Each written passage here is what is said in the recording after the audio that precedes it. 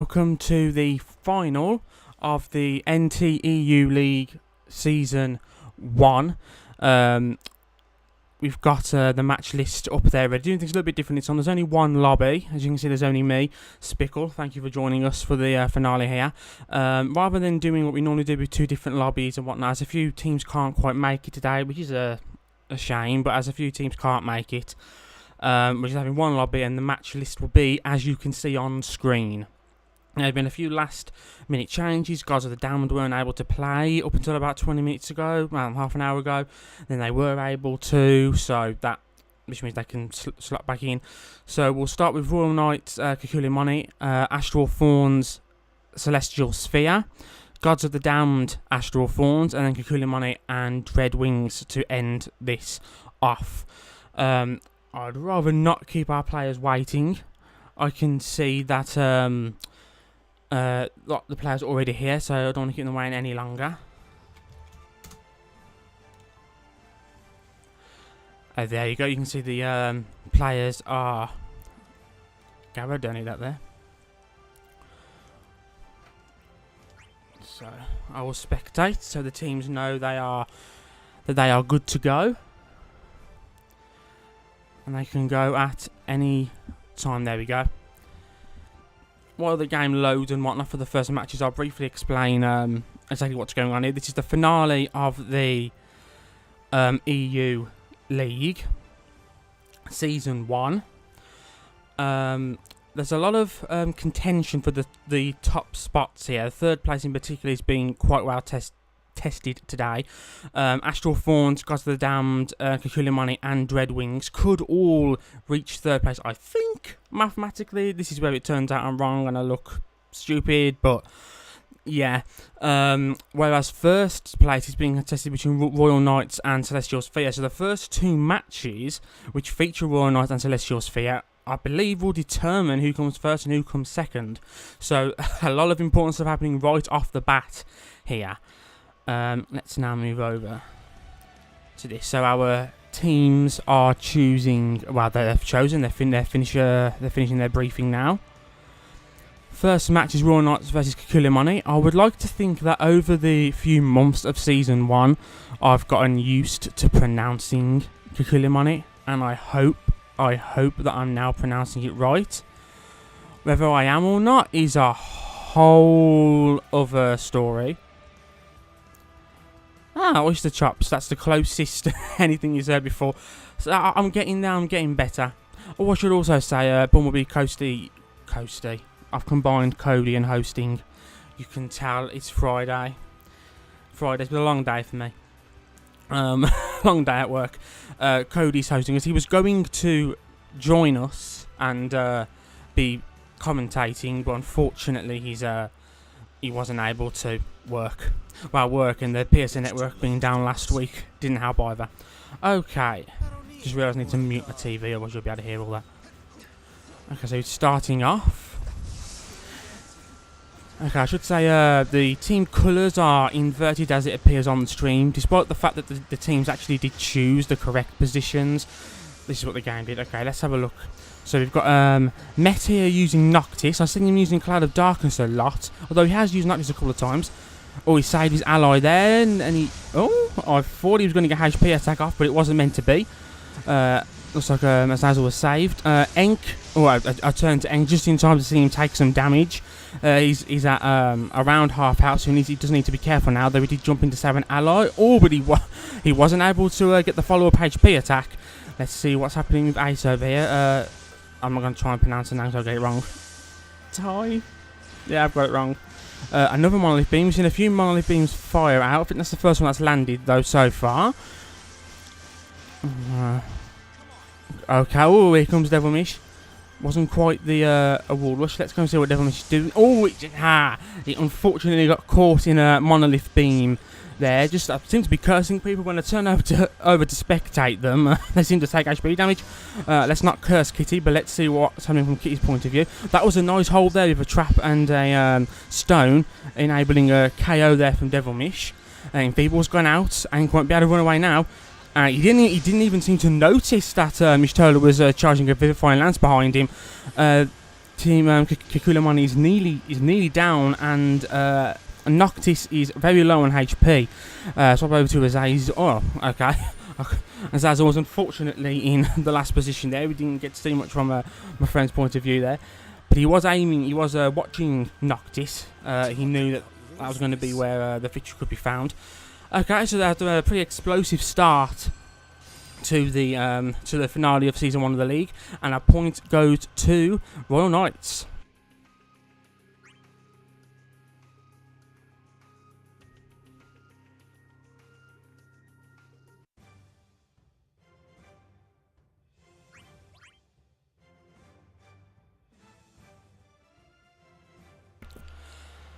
This is a good time to remind you all, although some of you will, most of you will know by now, I'm sure. The league matches are all best of 5 with all 5 matches played. Each match you win will earn you a point towards the bracket. So every match is incredibly important for all teams.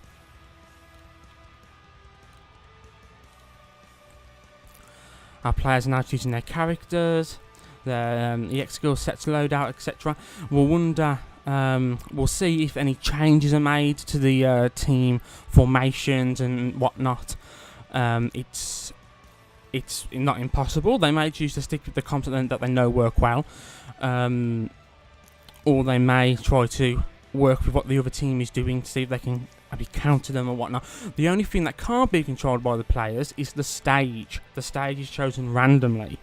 We had Stella to begin with, and now we've got Midgar. Notorious stage amongst all players. Will the Royal Knights be able to get another point? Not alone. I have friends. Okay, so the match has started. We can see Azazel here trying to go around to the side of the enemy, try and catch one of them on their own.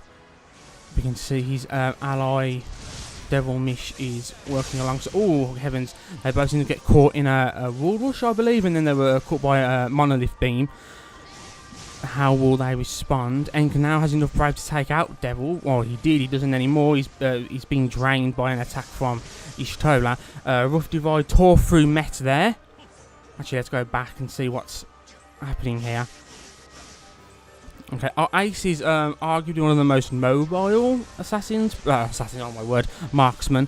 Until Renoa comes later in the month by the looks of it. Devil Mish has fallen. Let's see what Kitty is up to. Midgar is one of those stages where there's so many obstacles, so many opportunities for wall rush. It can become quite hectic quite quickly. The Devil. Yeah, I think Devil did get a HP off. He got caught, he got punished for it, but he did get a HP attack off. Let's go and see what's happening over here. The clash between Noctis and Squall. Oh, he's getting caught back in behind. Is that going to go into a Rough Divide? And there goes Noctis. Let's see what Ace is doing. Will he be able to help his allies? Or she, I believe the player is a she. Should be correct then, what I'm saying. Oh, here comes the summon. Here comes one of the notorious instant summons that Royal Knights are so well known for. If all 3 team members summon at once, then the summon will come off instantly rather than having to fill a bar. HP regen has now gone on to Royal Knights. They'll slowly start to regain their HP as the summon plays out. Mighty Strikes and some other various EX skills have been used. Let's see what's happening with Enk over here. Oh, he's trying to avoid Shiva getting caught in her ice. Oh, she was laying out some more ice. The red team now are going to be trying to not allow them to get caught in the ice. That would be perfect setup for a nearby Royal Knight. You can see Enka's... he didn't quite avoid the Dominus at the end. He's now lost all his brave. Oh, I just happened to miss 2 players of Kikulamani taking damage over here. Let's go back over to the start. Oh, at the last second, Enk turned around and sent Azazel back. There's been a draw. Oh, that was very... Oh, I was a little bit aghast as to what was happening right there. Devil's been hard knocked down. But he's gotten back up. Oh, that was very nice. A nice little combo there from the Aeroga? Or the Aero Trap into a combo from Sephiroth.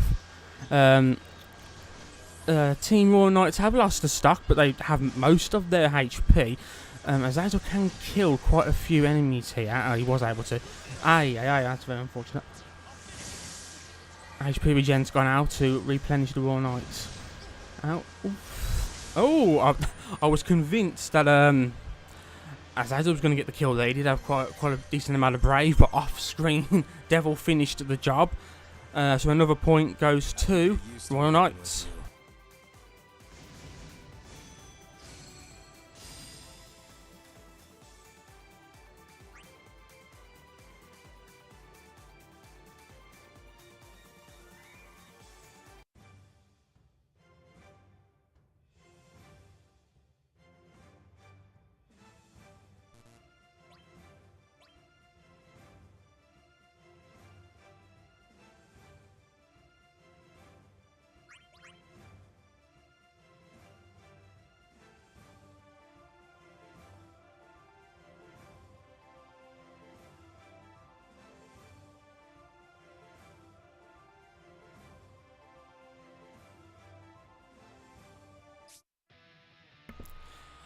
Okay, we're now going into the third match here.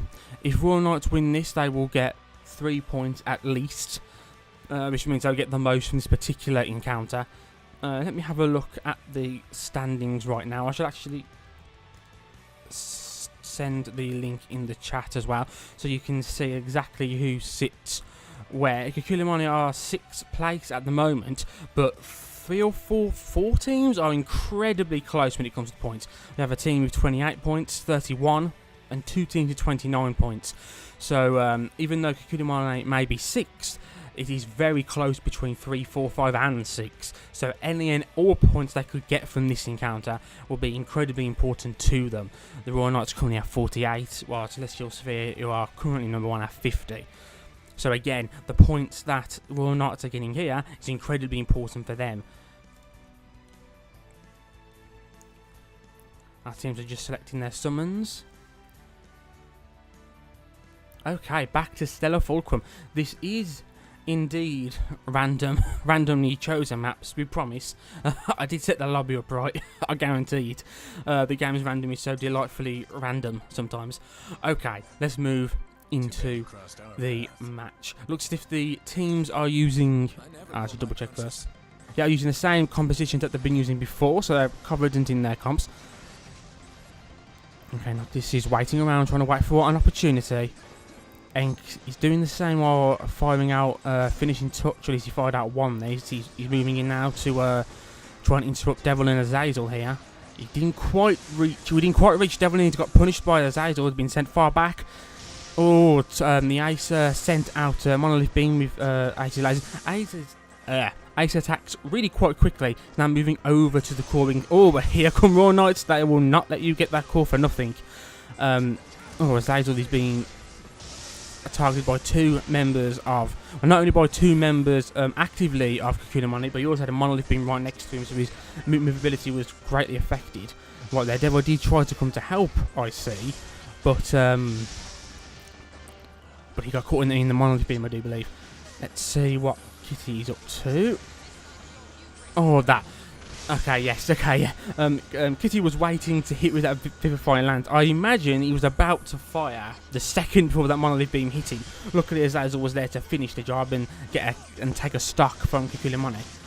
Let's see what. Oh, is this going to be another KO? Oh, fortunately, that was some good awareness. Devil knew that an enemy was coming up behind him, so knew he had to not attack there and guard instead. He did try to punish Enk, but wasn't quite close enough, despite the range that Sephiroth does have with that weapon. Okay, he's going to lead into another kill.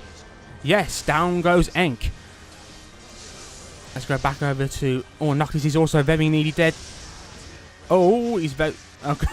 Someone he got hit with the HP and was putting a hard knockback. Oh, he's protecting his ally there. Oh, Kissy's now on his own over here, but the Royal Knights are coming back in. Oh no, there goes a KO, down to 1 stock apiece. Lucky's incredibly low on HP, and he's undoubtedly going to be the target. Oh, they're going to try a summon. This will Okay, oh, he's been enfeebled. He can't run away. I'm going to stay right here because I think I know what's coming. There we go. You see, that was a beautiful use of enfeeble there to stop Biozazel, to stop Mech being able to run away. And then with the lovely wall that Stella provided there, a wall rush into a rough divisor, pretty much guaranteed hit, I do believe. I stayed there. I knew what was coming when I saw what Azazel did. Another point to the Royal Knights. They've won 3 out of the 5 matches here.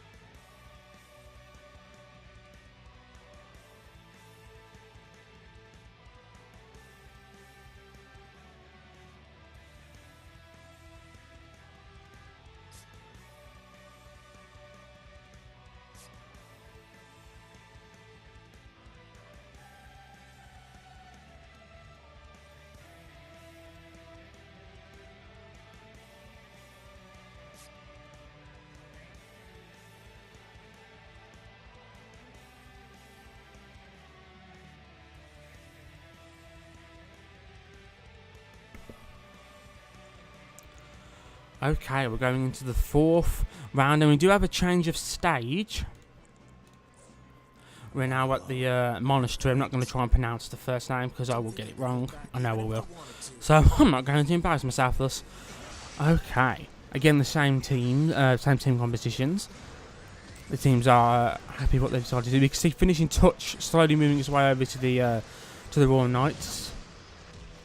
Lots of projectiles. Ooh, Daredevil has caught out. Oh, that missed by a. Wait, I was thinking that was tickling the back of Noctis' coat. Ooh, it looks as if Enk was going to try and stop Kitty's lance, but he was stopped in turn by Devil, I do believe. He now has a ridiculous amount of Brave. He only just missed there. He's still trying to go for Kitty. He doesn't seem to be noticing that Devil is right behind him and tore through him, dealing a massive 5.6k worth of bravery damage, killing him instantly. Let's see what's happening now with oh, okay. I thought shows how much I know. I thought Squad would have gone through that, to be fair. Okay, lots of quick target changing by Ace here, trying to catch out as many as possible, guarding when need be. Oh, in the background we could see a lance catch Met. Okay, Azazel is making it his business to stop this Ace in his tracks, stop him interfering with his teammates. The time that oh, Monolith Beam. Monolith Beam. Okay. Azazel does have enough Brave to kill Met there. He briefly targeted him, but seems now to be focusing on Ace once again, trying to interfere with Ace, who now has quite a bit of Brave. And you can see the Royal Knights moving over, but Noct came to help, and a Royal Rush went into a Monolith Beam. Both teams are now on 1 stock apiece. Devil's on the prowl for another victim by the looks of it. Oh, he only just missed there. Oh, there goes a failed attack by Noct there. He just missed Sephiroth. Team Kikulimani get a summon off. Shiva is now on the field. She'll probably prove to be a nuisance, but they are very low on HP. They have, okay, as soon as the HP regen goes up, if Met and Enk were defeated, it would spell the end of this match.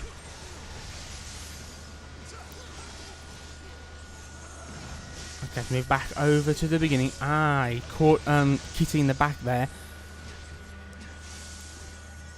Let's see how will the surviving Royal Knight members respond. Devil's trying to avoid Diamond Dust. He's now got 2 of them on him, including an Ace who had enough Brave to kill. Ace is now taking some HP damage, so that's not going to happen. Of course, some HP damage was dealt to the Ace there by Devil.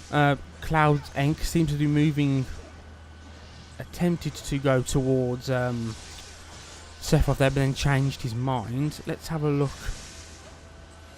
Oh, is this what I think it is? Just at the last second he got caught in the back by Enk. You just managed to save his teammate just in time, but I did think that was going to be a repeat of what we saw at the end of last match with a Royal Rush Rough Divide finish. Royal Knights have now got their summon up. This could be just what they need to finish off the last two stock that Kikulimane are holding on to. HP regen's gone out just to keep them topped up. And we'll see how they spawn. Kitty has a lot of Brave. Devil has enough Brave to kill as well. Oh no, that was Meth. Do apologise. I thought that plunge was one of Cloud's attacks. Okay, let's see how a Lance has gone out, and the Lance takes out the Ace. I thought for a second that might have hit. Devil still has enough Brave to kill Enk here, and also his target now. Oh, is this the moment? No, not quite. A kill is coming any second now. You can almost feel it in the air. It's just a case of who's going to land that fatal blow first. Well, not to got a HP regen out again. Oh, I thought for a second I thought that was going to be the final moment. Oh, that perfect JDC. Just at the... Didn't quite catch the immediate events of what happened there, but just seems as if Met just caught Kitty in the back with a HP attack there. Kikulimane win this match.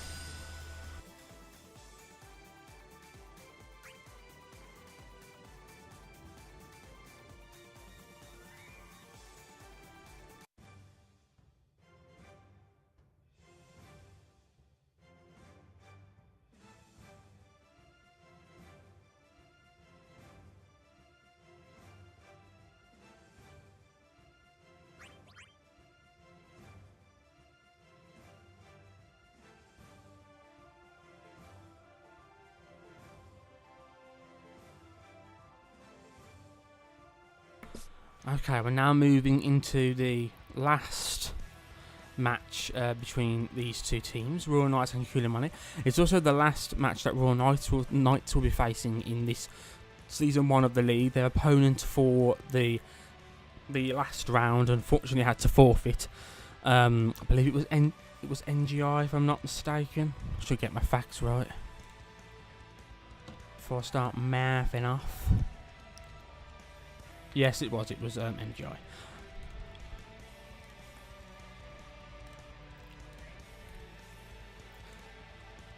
It's very nice. I must say, it's quite nice to see Azazel, Asarius, and Devilmish once again. They were the dare I say main team for Royal Knights for a lot of the league.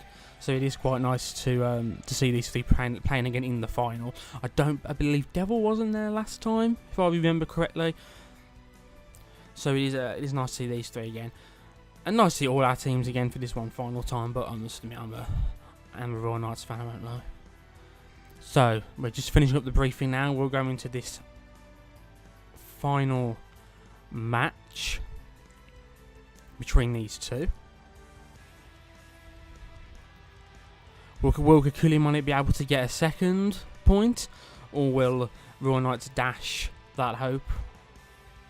It's on the Promised Meadow, so a nice open stage. There's no obstacles here. Relatively small stage by all accounts, if you compare it to the large yet cluttered stage like Midgar, for instance. Okay. Let's see how this match goes. So, starting over here, Devil is looking around, waiting for an opportunity. Oh, we can see that Ace has gone up, completely isolated from the rest of their team over here. We've seen the rest of Kikulimane had to come over to help the Ace. Oh, a nice interruption there on the cross slash, using the just dash cancel to quickly move over to deal with the Ace, but they were saved then by Met. Let's see what my friend Azazel is doing. Okay, the core is showing up. He took a bit of damage off it. He's trying to occupy Ace this time, by all accounts. Although it does look as if Enk was also following around to help, but ultimately turned around into another direction. Okay, we see what's happening. Okay, we saw what was happening there. Azazel saw that the enemy was going to try and interrupt Devil, so try to either punish or help Devil, but unfortunately only just missed. And Devil fortunately is being knocked out. Let's have a look, see what our friend Kitty over here is doing. Oh, Kitty is now under heavy attack, but Azazel has come for the well-timed assist. Lance fires, but just misses. Some traps being sent out, some runes being sent out to try and interrupt the enemy's movements. Are they they're going to go for the summon? There we go, there goes that summon. Shiva should be quite a boon here. Not only does she have a benefit of increasing base bravery once she's been summoned, but she'll have quite a presence will well and truly be felt here on the field. Kitty has enough brave to kill a couple of enemies actually. Will Kitty be able to take advantage of this? Oh, caught behind by Noctis, but down goes Ace. Devil's coming to help there. Oh, and another KO. Cloud is now down. The important thing to note here is Kitty now... No, I was about to say Kitty still has all the brave. Kitty now is even more brave. Oh, Ace can't move. That's it. That's it. That's it. As soon as that... oh, what's the name of the spell? The water spell hit. Ace wasn't able to move, and I don't believe any of Ace's allies were close enough to assist. You pretty much knew then that that match was over. That was relatively quickly done. A bit of back and forth to begin with, but then 3 stocks were taken relatively quickly. So this set of match ends 4-1 in the Royal Knight's favour, which would do wonders for the standings. They will now, if my maths is correct, it probably isn't, but if my maths is correct, they now have 52 points. So, if Celestial Sphere win 3 of their upcoming matches, then they can still take first place. But if they are stopped, they face Astral Thorns. If Astral Thorns can stop Celestial Sphere from earning the needed points, then the Royal Knights may well take first place. So, we're back to the match list here. As you can see, Astral Thorns and Celestial Sphere are next. Looking in the lobby here, we don't quite have all of the players for... Do we not have all the players yet for... Okay, we have the players for Astral Thorns. Oh no, we do have all the players. I'm talking doo-doo. This means I can... No, we don't have all the players. I'm tripping.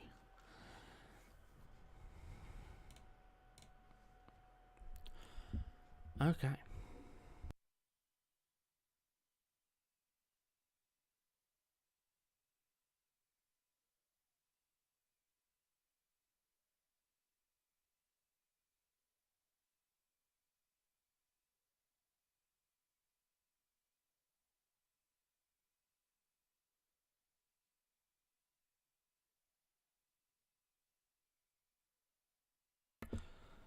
Okay, our final player is on the way. I'll just take a brief moment to rest my voice and leave you on this beautiful lobby screen. Actually, I can't because I need to change this.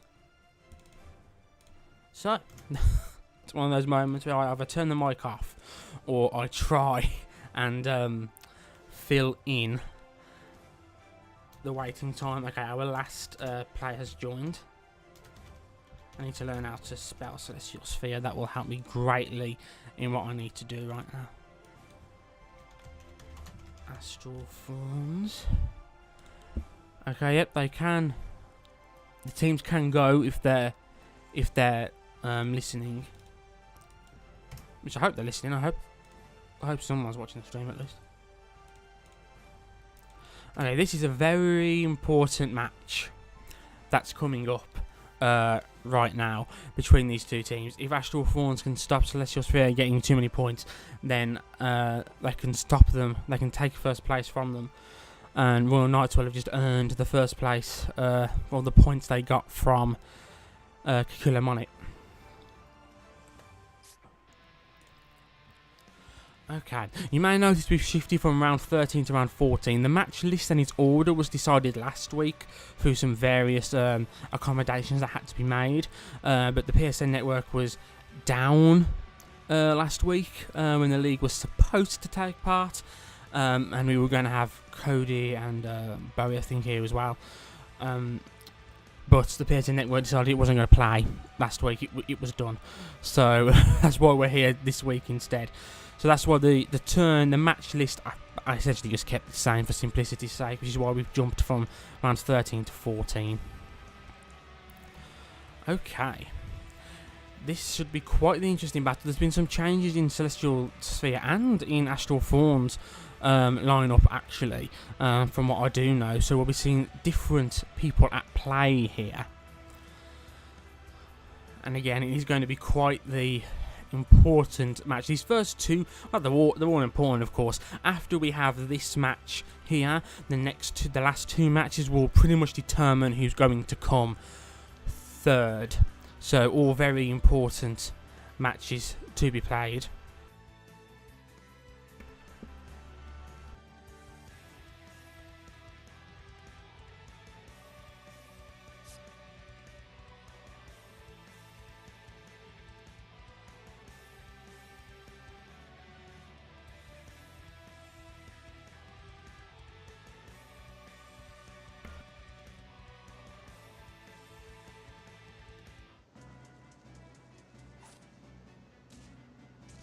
They'll be talking about this one for years. Don't say I didn't warn you.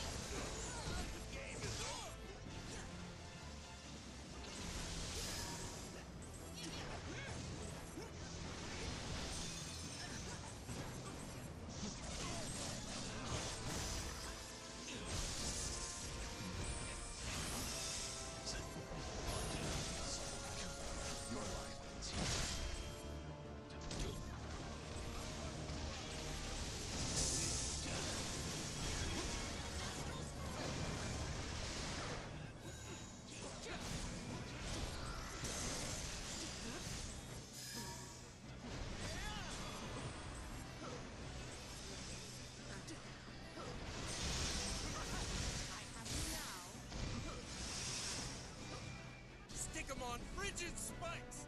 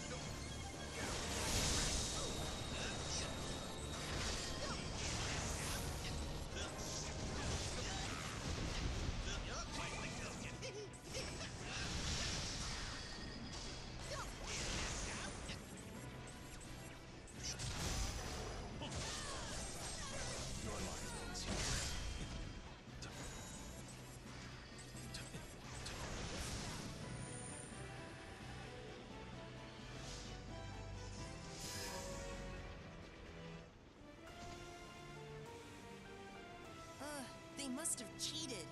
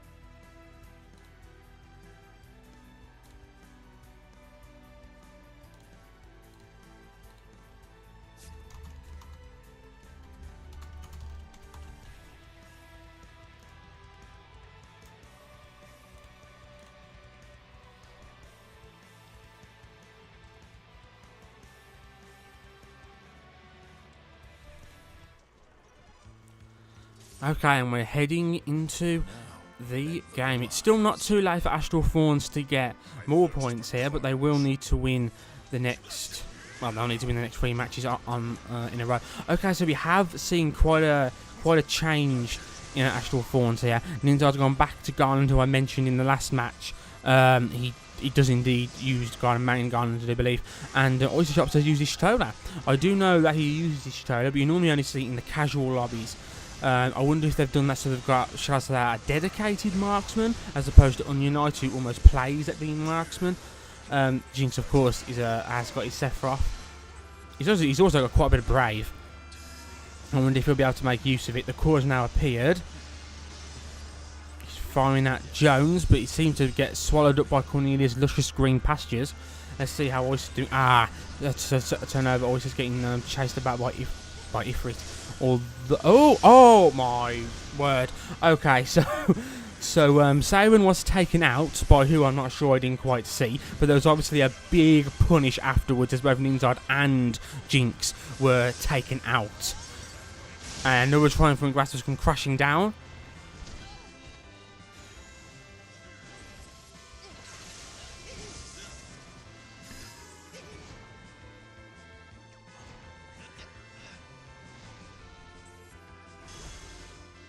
Give him the cold shoulder.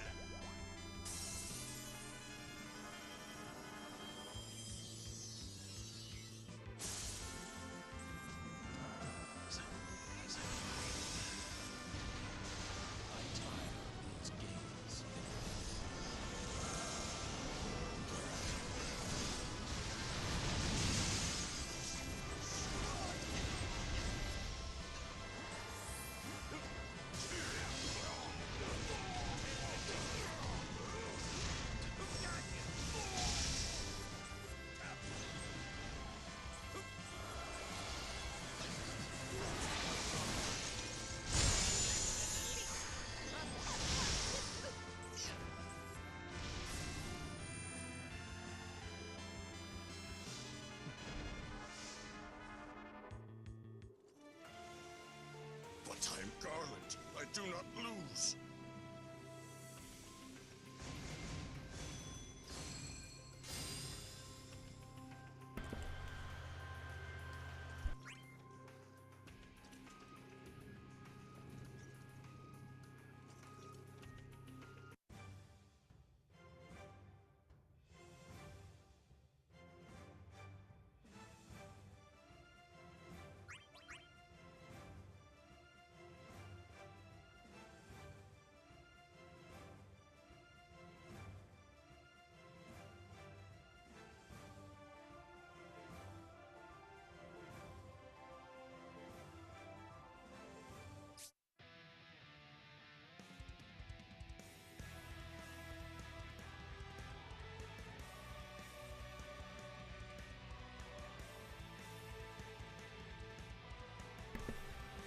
You got Brave Fantasy in the chat. What's up? How's it hanging?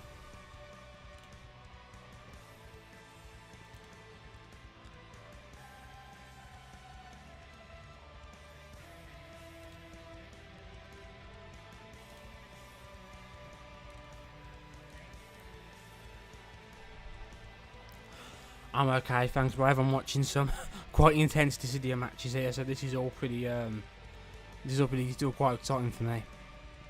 I'm going into the third match between Celestial Sphere and Astral Fawns. Astral Fawns? Astral Fawn? Astral Fawns. It is plural. Summons are now being selected. We'll move on to the briefing screen soon. As soon as I say it, it's as if I know what's going to happen, because that's how the game works. Okay, let's see what's happening here. Okay, Astral Fawns are sticking with their second choice of comp. I can only assume this is maybe characters they're more comfortable with, or more characters they think work perhaps better together. Either way, we will see how it fares on this map, the Lunar Subterranean, from Final Fantasy IV.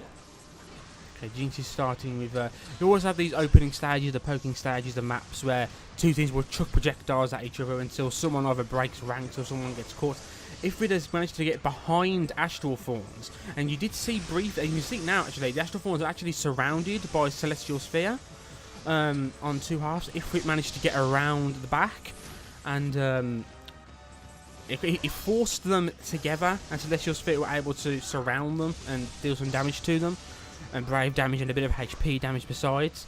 Hello there, Questlog, I know you from the EU Discord. Okay, and as I threw out a Cyclone and guarded in anticipation for a counter-attack. Jinx came in a perfect moment there. I don't want to go back like this, but let's see how he's managed to follow this up.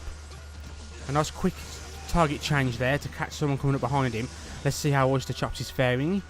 Second-ish total of the night. Oh, that literally just missed.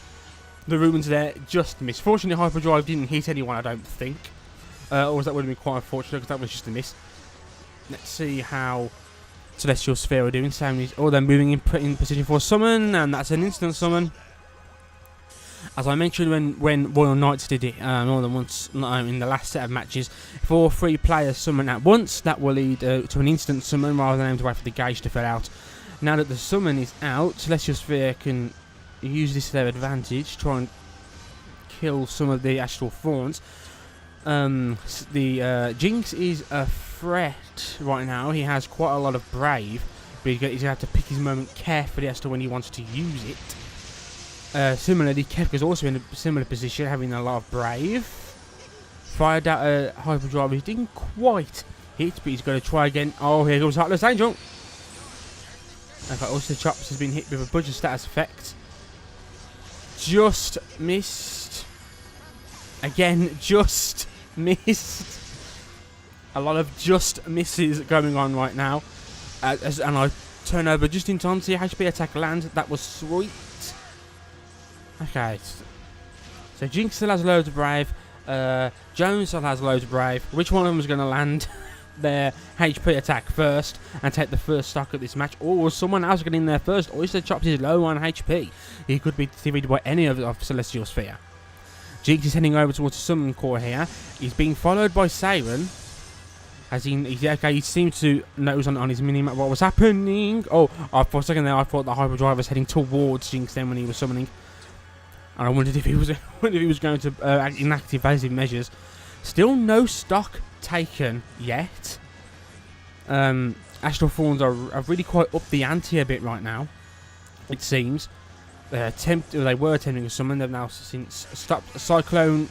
Does it go through the rock? I'm not sure if it does. Or he saw what was happening and stopped, but he just couldn't quite get enough distance from that triumphant grasp. And again, Jones seems to have lost a lot of his Brave. He hasn't. No one's died, so he either. That was a nice attempt at a hold there, but it was just a little bit too late with the follow up. Triumphant grasp back to Oyster. Still, I was about to say still no stock taken, and then two stocks are taken one after the other. It was one of those moments where you wait so long for the first stock to take, and then a bit like buzzes, you wait for one buzz, then three buzzes come at once. Oyster Chops has been caught in another Heartless Angel. He can't see. His controls are messed up, poisoned. And he was set up upon by the rest of Celestial Sphere to finish the job.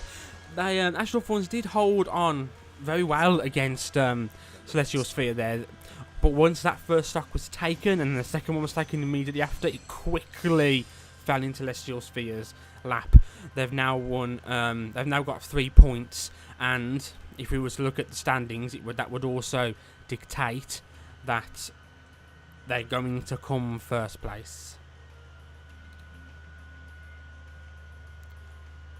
You know that moment where you can't remember whether you pressed the X button or not? And you don't know if you're waiting to go back into the lobby or whether you just haven't pressed it? That's what was happening with me right then.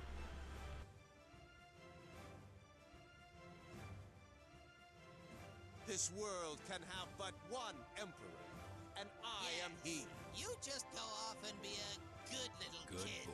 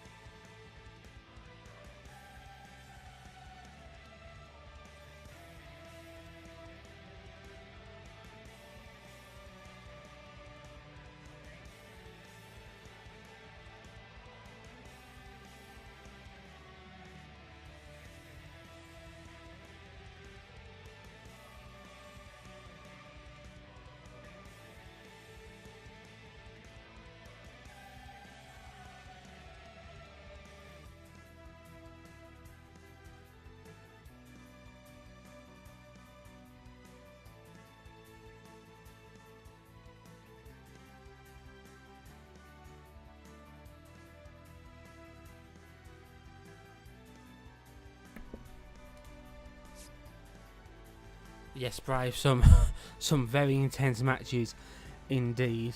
Okay, Ifrit has now changed to an X-Def. I wonder what the thinking behind it was.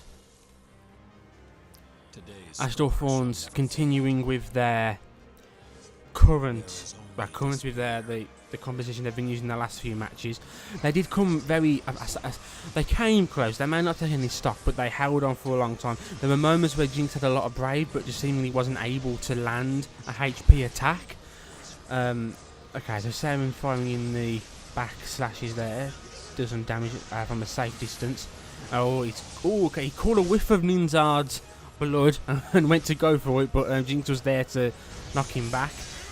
I was going to say, X-Def had quite a lot of Brave there. He lost some then. Speaking of which, Jones also has quite a lot of Brave, and again, it's been taken. Looks as if he's focusing on Y'shtola right there. Some of the Ashdor Fawns, okay, they were going, okay, they now are all targeting X-Def once again. He has all of the enemy on his back. It's been knocked away clean out of the fray, though. Jones still has quite a lot of Brave, even if he's no longer killing Brave. How will he approach? He's using Havoc Ring as well. Not an attack I see Kefka use pretty much ever. But he just landed a hit with it, so I suppose I can't say anything. Let's see what Ashdor Fawns are doing now from their perspective. Again, they've all got Killing Brave on Siren, but will they be able to get close enough to him to use it? A nice little save there, Stone to get in the way of a potential follow-up attack there. Oh, Earthquake was sent out, but it was stopped. He's trying for a summon. Oh, okay. I believe he may have expected. Did he perhaps expect a Brave attack from behind him to save, in an attempt to save Ifrit? So he changed target and used Scintilla. I believe that might have been what the plan was there from Jinx. Although it seemed if Siren expected it and didn't follow according to Jinx's plan. We've now got we've got a Holy Snare for Y'shtola as well, so she can make a little fortress around her, but it's just getting the enemy to go into. Okay, just as I say it's about getting the enemy into it, it happens. Holy Snare was set up on the other side, and if it was knocked into it, that was quite nicely done there, and the stock taken. I believe that's the first. Is that the first stock Celestial Sphere was lost? That was quite nicely done. Ninja, he was going for an Earthquake, but I think he got caught in the summon. He didn't manage to get an Earthquake there off then, however, and take a bit of damage off the enemy, although it was only a couple of hundred. Okay, so the Ashdor Fawns can summon now. Jinx has tried to a couple of times, but really they want to get that instant summon off. If they maybe all try and back off, if Celestial Sphere will let them, back off to get that summon going. It looks like that's what they're trying now, and they've managed to do it. Ifrit has been summoned to the field. Let's see how Ashdor Fawns can make use of this.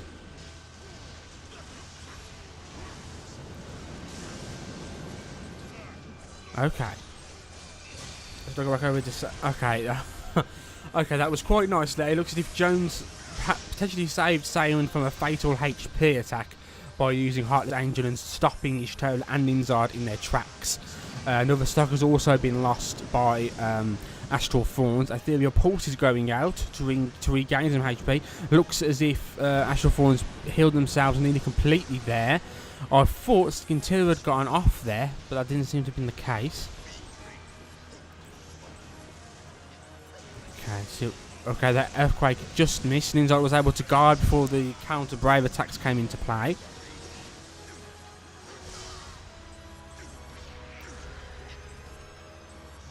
Okay, he's surveying the battle, firing. Oh, Siren has been taken out.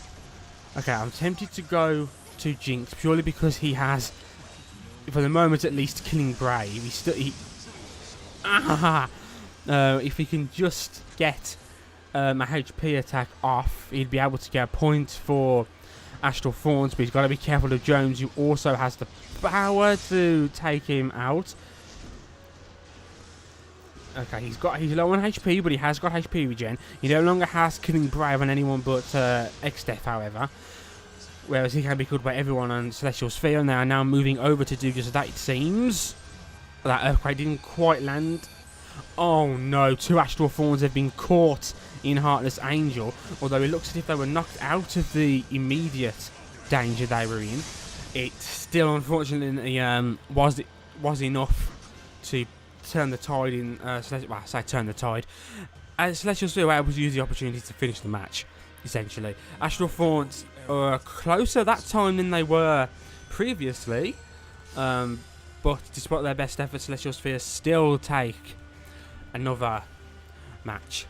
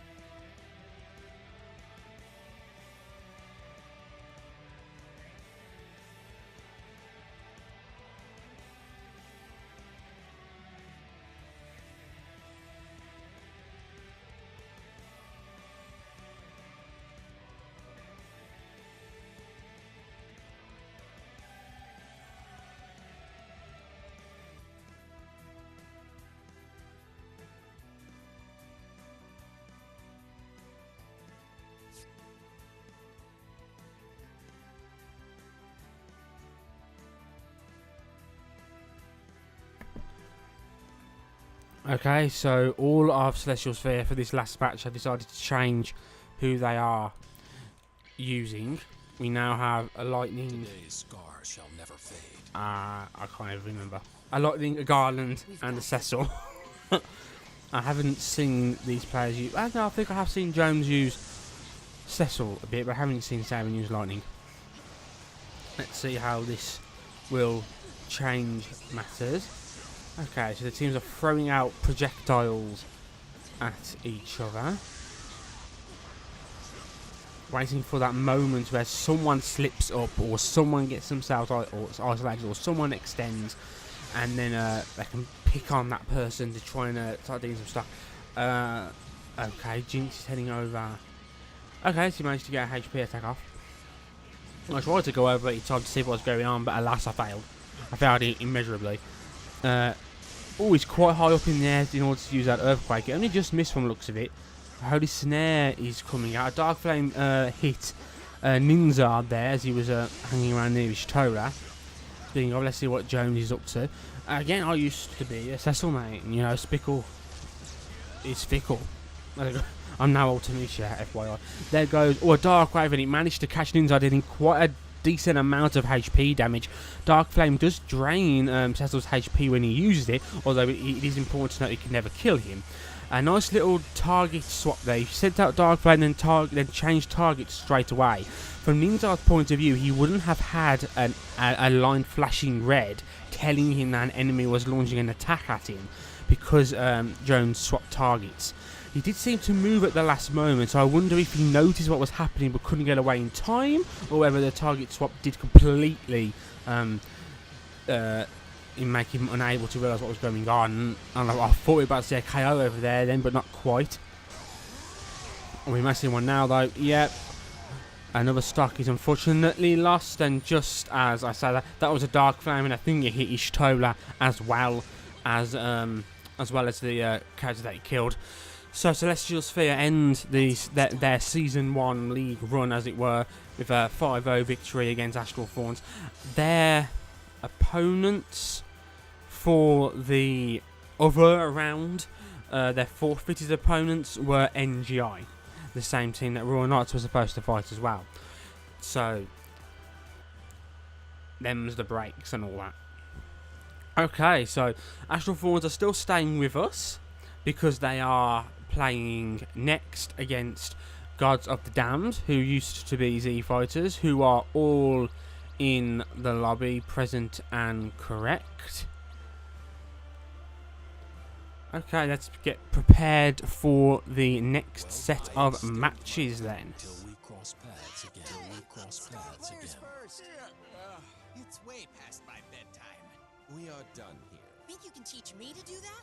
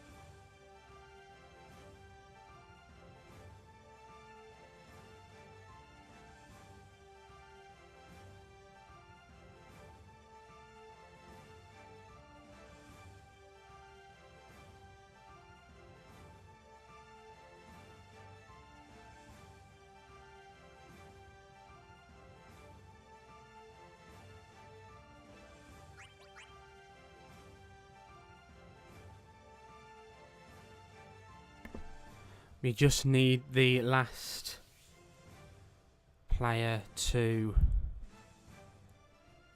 join. There we go.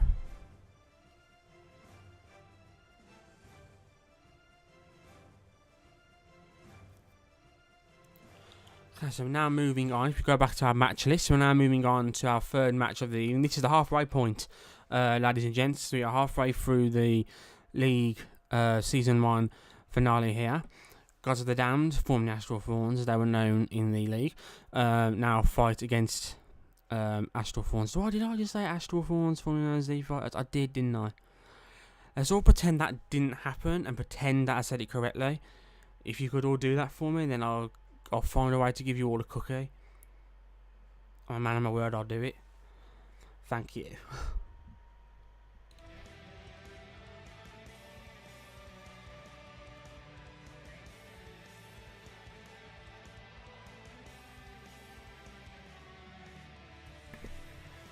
And all of you in the chat telling me about how sexy my voice is, you can all have a cookie as well. And I'll send the payment for that compliment as soon as this league match is over. Thanks, guys.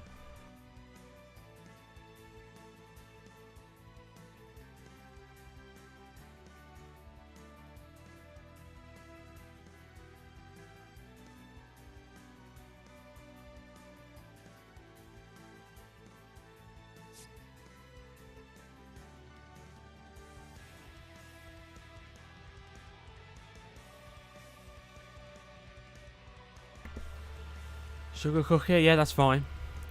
Let me know which one you want, Devil. And you, Brave. And you, Myth. Okay. Astral Thorns seem to have reverted to their original composition here with Onion Knight, Kuja, and Sephiroth. From Gods of the Damned, we have Zero, Divisio, and Cloud, who's using Cloud. We're also alongside a Squall and a Tidus. Let's see how the two teams handle this here. Jinx already has Killing Brave. The match is seconds old. He has Killing Brave. He's lost it and he's taken HP damage, but still he had Killing Brave. Let's see what Tidus is now up to. He's trying to fire a jet shot. The enemy's going in completely the opposite direction, so it was doomed to not hit, unfortunately. He was heading towards Onion Knight, but Oyster Chop saw what was going on, was like, oh hell no, and stopped him. But oh, I was just about to say Jinx got punished for his attempt there, but he didn't. He was saved by a meteor from Ninzard. This seems to be the intention, the plan all along, really, I do believe. If someone's going to use, and again, it's happened again, he keeps catching Tidus mid-jet shot and punishing him for it. That's the beauty of what Meteor and all search HPs, I suppose, can do. Oh, and again, the same thing.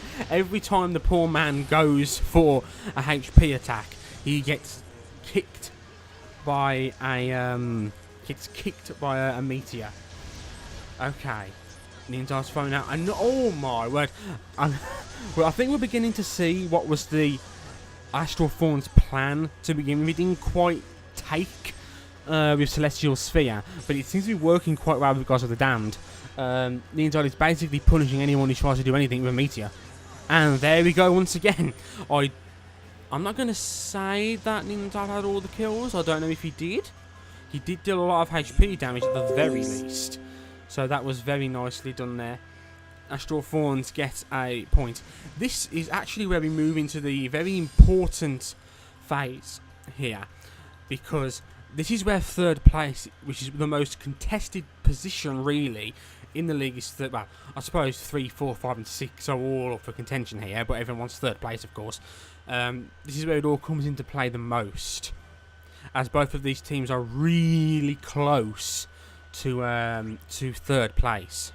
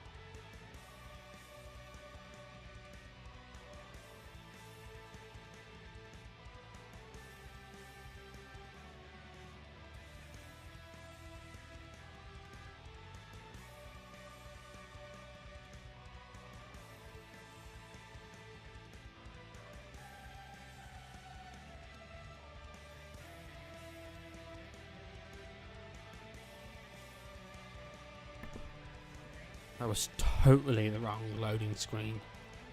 Then, you didn't see it. You didn't see it. If you think you did, you're lying to yourself. You didn't see it, didn't you, Jack? Simple. Okay. Combatants are finishing their briefing. So they've now seen what stage they've got. They have, I don't know how long, 20, 30 seconds to decide if they want to change their EX skills loadouts, but their characters are already chosen at this point and they can't go back. There's no going back. They're now selecting their summons. I suspect we'll see the same from Astral Thorns. Oh yeah, that's the same from Astral Thorns. We've seen a completely different team from Gods of the Damned, who are the team which change pretty much every match. Pretty much everyone plays every week on Gods of the Damned. Will this new character composition of Roy of Light, Garland and Chantoto be able to take a point from Astral Thorns? Okay, the Garland has isolated himself, would you say that? If you look at the map screen now, at that precise moment, there were a lot of blue dots around Garland, who was vulnerable, but it has shifted all now. As he does in this game, things change moments apart. He's using black materia. I have not seen this in a tournament setting like ever. Okay, so Ninzard has a lot of brave. So does Oyster Chops. That's a... Okay. Okay. I'm not sure what happened there. I believe... Did Jinx maybe hit the ward rushed enemy? If he hadn't, he would have been killed by Ninzard. But again, I didn't quite see what happened because Ninzard changed his target after using Meteor. Throwing out another one. And it did hit. And it did kill someone. The Warrior of Light is also very, very, very nearly dead. So is the Garland. I was about to call him Gold Bears, and I'm like, no, that's wrong. Okay. I barely have time. Oh, I do apologise. I only changed spectating, the spectating screen once, but I didn't really have time to watch what was going on before it was said and done. So that's another point to Astral Fawns. This is very important for them. We should say that the Gods of the Damned, their opponents in the other round taking part tonight, had to forfeit. I believe they were fighting Kings of Fishing, formerly known as Darth Scrubs. So they got 5 automatic points from that encounter there. Unfortunately, the Astral Fawns didn't have that luxury. They've had to fight all of their matches and earn all of their points, and one of their matches was against Celestial Sphere, so which is quite unfortunate for them. A big point of contention will be with Dreadwing Swell. They're fighting Kulimane next after this set of matches here. And they had 5 quote-unquote free points because they were also due to fight Kings of Fishing. So a lot of teams taking part in these final matches have opponents who aren't able to take part, and therefore they've already got some points banked, which actually makes these matches all the more important, especially if you're fighting an opposing team which got those 5 quote-unquote free points from a forfeited opponent. It's even more important for you to not let them to get any more points when they're fighting you.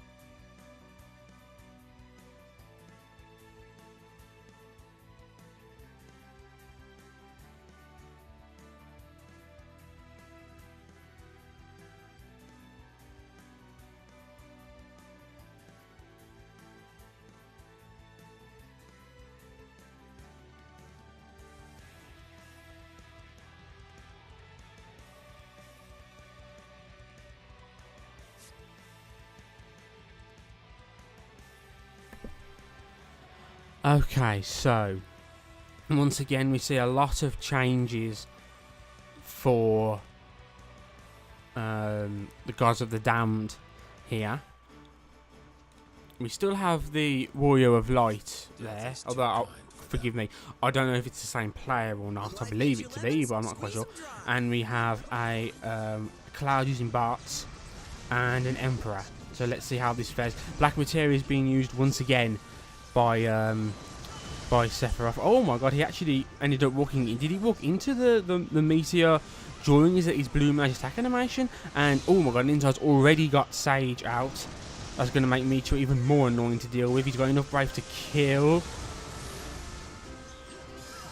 Oh yeah, Jinx has come over to assist. Meteor was fired just a little bit too late. Not that he could have moved any quicker as he was World Rush. Let's go over and see what Emperor's doing. Lots of Spiritual Ray from Oyster Chops here. Oyster Chops has so much brave, but will he be able to land it with Spiritual Ray, which is another move you don't really see so often in a competitive setting. Down goes one of the Gods of the Damned. Cloud using Bot has been taken out by, I believe, Ninzard. Let's swap over, see what's happening with Devisio here. Before the match ends again and I don't get to spectate of anyone else.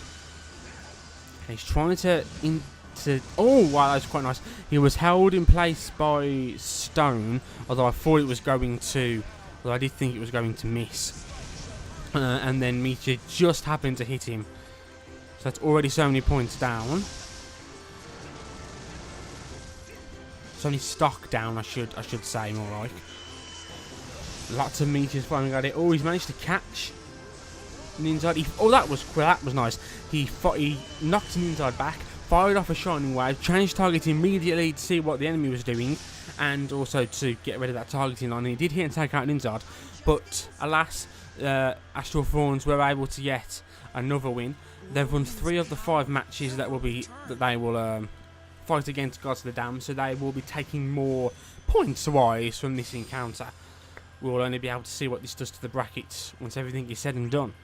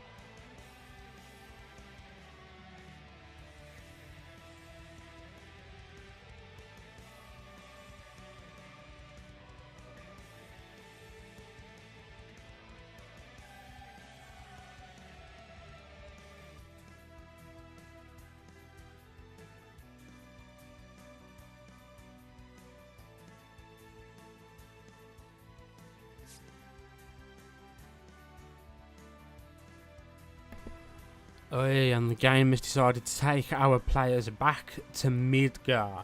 We have Meets, who's going to come in quite handy here. I do believe it's a search HP, it appears above an enemy. So the walls aren't going to be an issue there. We also see Holy Snare. We've not much space to manoeuvre as it is. There's Holy Snares all over the place. That's going to make the movement quite difficult. Let's see how the Gods of the Damned respond to this. We have the same players, I believe, as last time, although Divisio is now using Tidus and Cloud isn't back to using Cloud. Oh, a nice slice and dice there. Managed to do some damage to Oyster Chops. Oh, that was okay. Jinx noticed what he was doing and used the speed from his Just Dash cancel to get away from the approaching Tidus rather than move closer towards his opponent to follow up. Oh, he didn't. He must have not noticed that Holy Snare was there and accidentally walked into it. Again, let's see. Jinx has just dealt some HP damage, I do believe, because he was just restored to base bravery as we swapped to him. He's now being targeted by nearly everyone. On the Cloud got knocked into a Holy Snare there. That was very nicely done. Down goes the Emperor. Cloud is also nearly dead. Let's go see what Oyster is doing. Okay, a quick hit was launched. Starfall was also launched, but it was stopped. Well, Oyster Chops was pushed through it by a quick hit, so didn't get caught in any of the Starfall hits.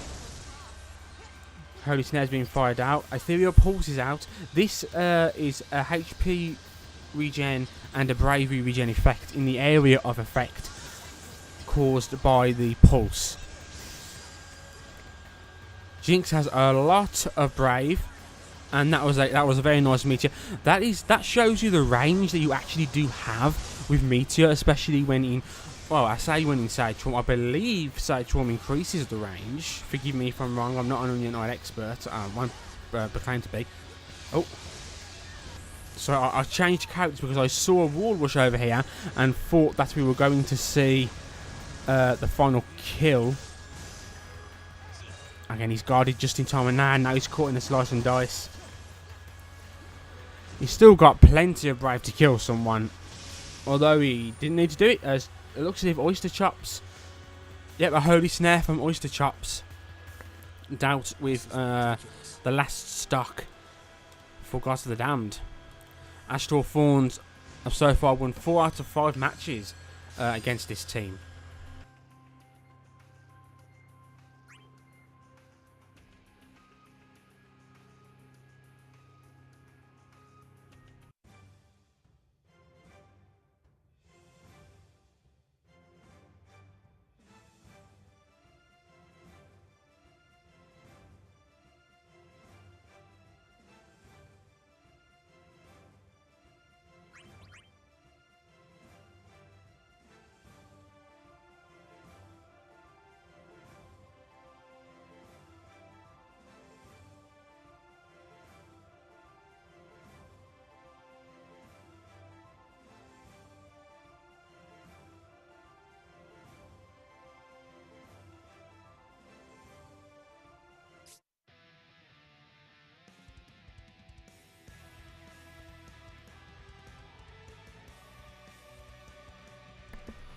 And Brave is back in the chat.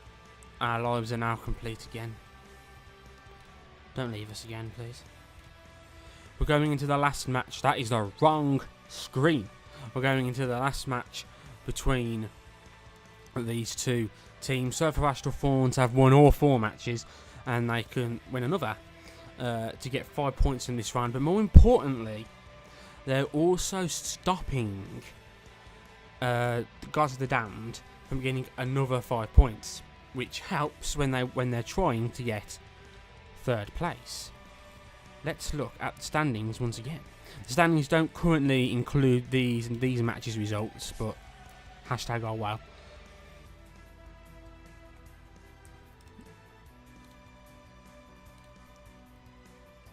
The standings are actually still the same as what they were. Everyone's in the same position as they were last time. Nothing's actually changing. Okay, so the last match between these two teams is taking place on the fields of Cornelia. Garland should feel right at home here. Okay.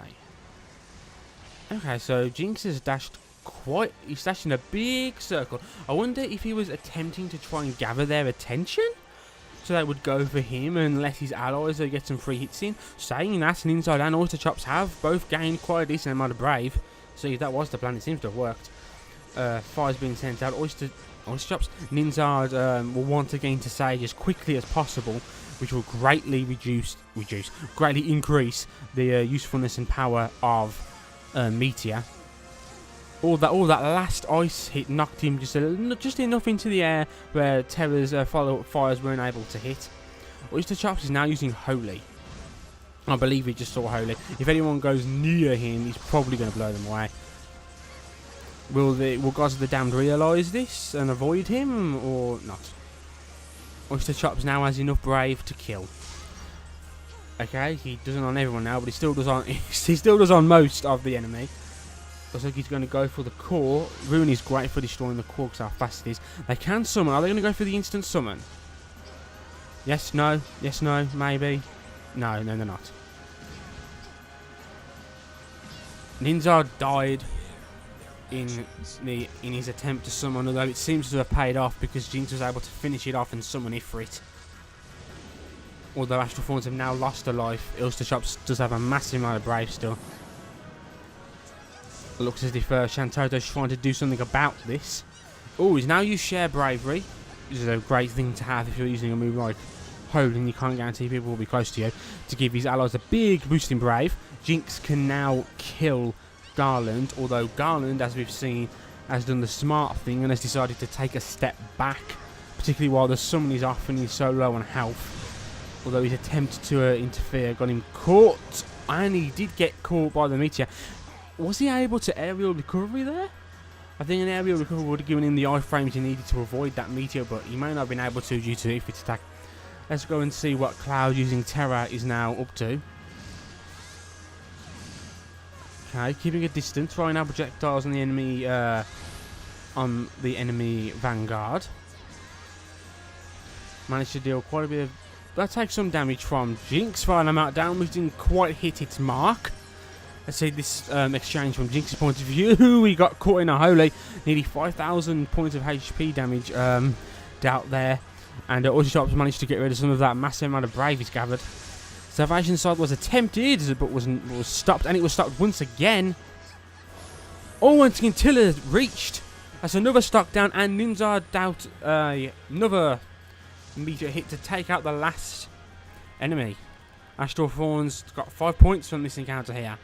And each member of the team got a KO in that final match. Ain't that nice? Ain't that nice? Let me just update this here. Oh dear.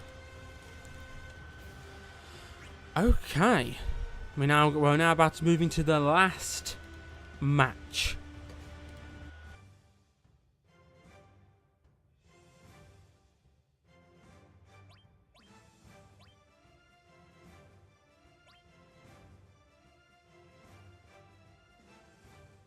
Commendable.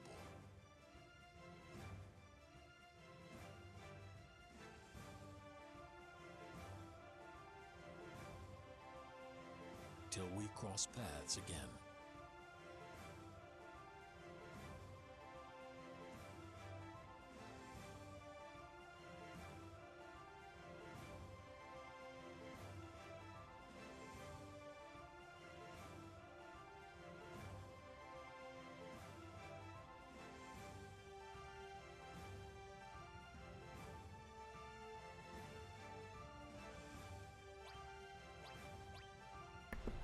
I shouldn't be sitting here waiting. I need to change all this stuff. We're moving back on to 14 now. How do you spell this? I think that's right. I think that's right. That's how you spell it now anyway. I have so decided. Dreadwings.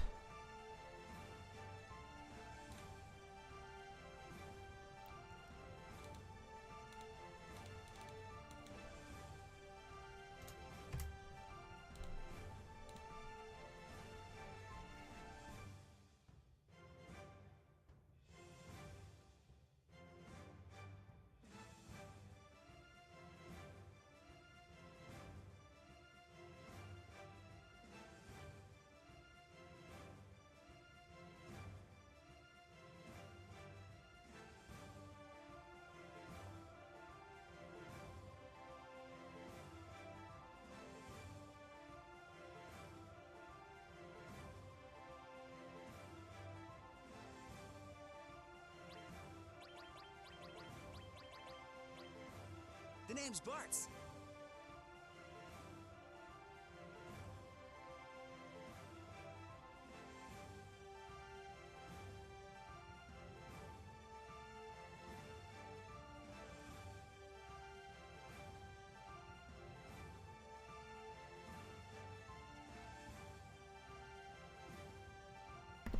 We're waiting for the last Dreadwing to appear.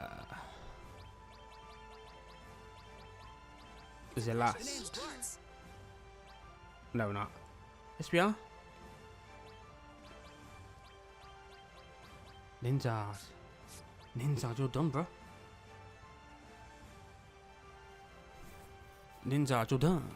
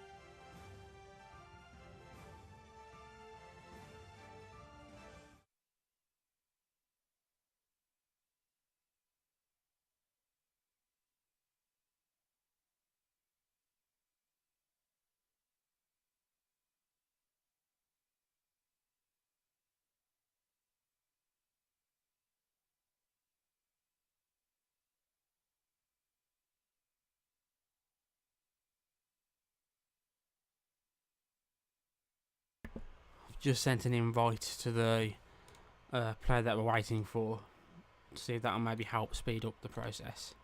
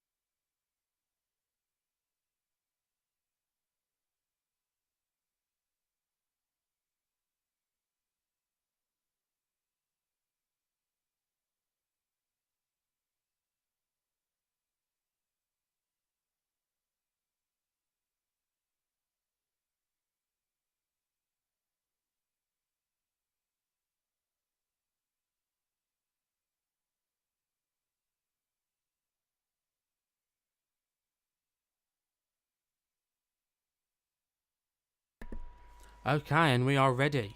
We are ready to go.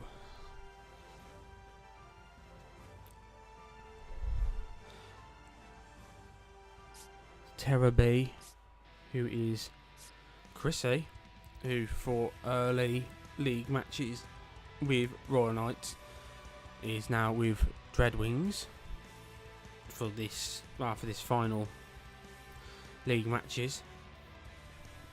Let's bring this screen up with the nice logos. I say I am completely impartial, and I will not root for any team in particular. Dead silence, as no one believes me.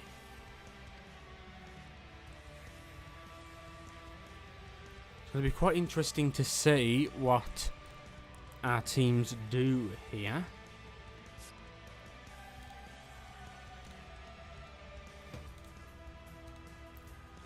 Okay, the game is taking us to Porta de Cumana. This is a stage with pretty much no obstacles as such. It's a nice, relatively wide open stage. Crystal often spawns in the centre. You know what to do. Okay, so Kakulimone are using teams are using a composition that we saw them use earlier. This is obviously their game plan for this evening's matches. They're gonna make it work. We've seen Teacup play and Barto play in many Dreadwings matches before. We'll see how things have changed over time. Well, let's swap perspectives here. Let's have a look and see what Ace is doing. Core's now appeared. The Dreadwings are all on that core. Like, I was gonna say something disgusting, so I didn't say it. But yeah, all over it. They got a massive amount of core energy from there. Some of the Dreadwings have taken minimal HP damage, as has Mess, but again it is minimal. Enki's firing a meteor rain. Didn't hit anyone though on that occasion. Is he playing the long game? Does he intend to stay as far away as possible? Or is he just waiting for the right moment? And as I say this, we see Chrissy with a massive amount of Brave over here. And he's going for the summon. Chrissy has had to stop summoning in order to get away from her pursuers. They managed to get the summon off. Looks as if Barto carried on summoning. Teacup was also summoning for a bit as well, so they no doubt got the gauge for quite a bit before Chrissy had to abandon the attempt. Chrissy has enough Brave to kill her target. Oh, a nice meteor, very, very nearly hit Ace there. Let's change perspectives. Oh, poor Barto's been knocked about by Cloud, but Shiva came in with a well-timed icicle attack to save him. He now has a decent amount of Brave himself. Oh, and that was very nicely done. Okay, Chrissy and Barto both took down an enemy stack pretty much at the same time. This now leaves Enk all on his own before his allies come back. Is it going to be a kill? Yes, it is. That's it. That's it. That's done. Pat backs. Job done. That match was very back and forth for a while. Lots of characters taking damage. But then that summon came out, seemed to have made all the difference. Grumpy Senpai in the chat there. Do it, Dreadwings, for... Thanks. Do it for Shanks, who unfortunately is not able to play with them in this this night there. Lovely team captain. Go on. Do it. That whole stuff earlier when I was talking about how impartial I'm full of rubbish. I love all players. I love everyone. But I have a soft spot in my heart for Dreadwings, I won't lie. I was playing with them last league match, so completely unbiased and completely unprofessional and completely... Okay. The selection of stages that come up will undoubtedly have an effect on how these matches go. I like stages that are quite without obstacles, mostly as I'm a marksman, but my marksman of choice Ultimecia does have some attacks that can be charged and used through obstacles, like search attacks. You've got House Judgment for a search HP, you've got the background Brave for a Brave attack that appears above the enemy, so you've got some options. Grumpy Senpai biased. You just can't get the staff, can you? You can't get the staff, can you, Grumpy? Despite your best efforts, you just can't get the staff. Always some British asshole instead. Stellar Fulcrum. Okay.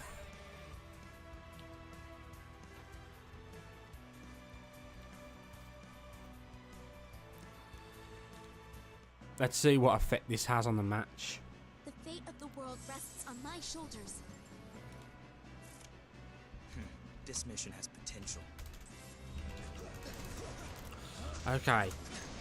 So I say both teams. There was a little clash at the beginning. The two teams went for each other. And then kind of backed off again. There's a lot of Monolith Beam coming out there trying to catch a Teacup, and one did manage to hit. Or a Dragoon there to keep some of the enemies away in that bay. Monolith Beam, I've got a feeling is going to be a problem. If Ace isn't shut down, Monolith Beam is just going to be there at the worst possible time to get in your way. Let's have a look, see what Enki's doing. He's trying to work alongside Ace to get an attack in on Barto. It seems that Barto managed to evade and get away. He's now firing out his own ranged attacks in the Black Mage skill. Okay, Enki's moving in to protect his marksman. Oh dear, this is going to lead into a... Yep, that's a KO, unfortunately. Unfortunately for Barto, and Chrissy is also low on HP. But she does have enough to kill herself. Oh word! Okay, I thought that meteor was going to hit. You know, just one of the random bolts would go. Oh no! Tigger was also gone down. Chrissy's now going to become public enemy number 1. I don't know whether this was down to the map. Did the map have a part to play in how differently these matches gone? Okay, so Chrissy can be killed by all of the... oh, okay, I thought that was going to hit. I won't lie, I thought that was going to hit. Let's see what Barto is up to. Trying to go... Okay, this is a little bit of nicely done there. He was ward rushed and killed earlier. He ward rushed and got a HP attack in turn. Okay, they'll be careful. We noticed that Team Kakulamani do seem to work together. They always seem to be near enough to each other to help each other if someone's moving in. As somebody's being attempted by Dreadwings, but you've got to be careful. There's not really any point in letting Chrissy die to get the summon out, because the match is over if she's taken out. And it actually looked, if I'm not mistaken, I believe Kakulamani seemed to get the summon off. Yeah, that's meant to get the summon off ultimately in the end. Okay, that was a nice hold into Meteor. Although Barto was also going to try and follow up. So there wasn't proper communication as to who was going to go for the follow-up attack there. Chrissy, unfortunately, on her own back there, it seems, was then easy pickings for the Kulimani. I've said that name 1,000 times. Don't think I've ever said it right. But I'm close, I'm sure. It's one match apiece. Is this going to be one of those back and forths where they're going to take it in turns to win a match? Are they going to have us on the edge of our seat here?